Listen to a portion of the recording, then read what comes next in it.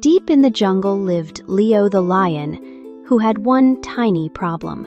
He yawned way too much. Every morning, Leo would stretch and let out the biggest, loudest yawn you've ever heard. But Leo's yawns were special.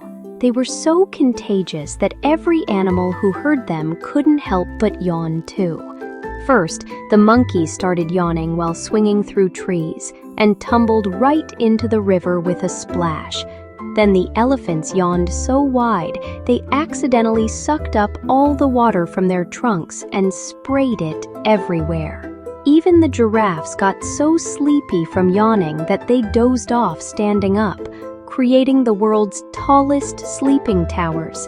But when Leo saw how his yawns affected everyone, he learned something important. Sometimes the best way to help your friends is to keep your big yawns to yourself, at least until bedtime, when everyone could yawn together and have the sweetest dreams.